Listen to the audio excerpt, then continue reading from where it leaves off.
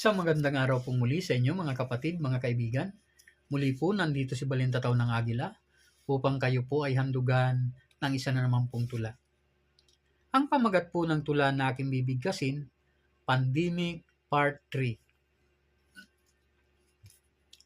Belated din mong mukha mo, lumayas ka sa harap ko. Okay lang yun, ayoko rin na ikay katrabaho. Ang amoy ng bunganga mo, katulad ng puso negro, amoy ng iyong kilikili, nabibiyak ang ilong ko.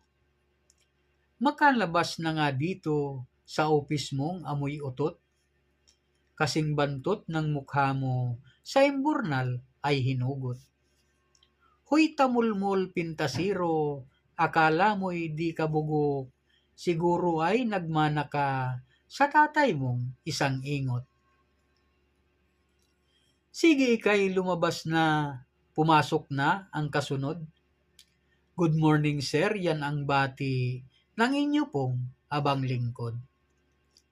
Ang pangalan ko po'y Buknoy, ang edad ay 30 anyos, isa pong tricycle driver, taga-barangay Mayamot. Kasamahan mo siguro yung naunang in-interview? Pareho ang inyong address, tricycle driver din nito.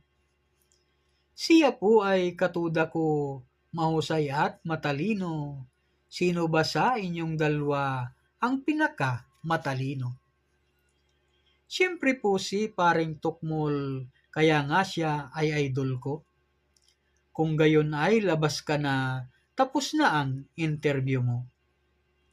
Ako po ba ay pasado sa interbyong ginawa nyo? Papasa ba ang mas bugok? Bagsak nga yung kumpare mo.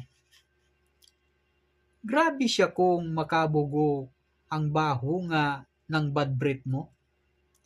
Dagang patay ang katulad, ang singaw ng paa ninyo. Puro tartar ang iyong ngipin, kilikili nyo'y mabaho, kayo muna ay maligo bago kayo mag-interview. Salamat po.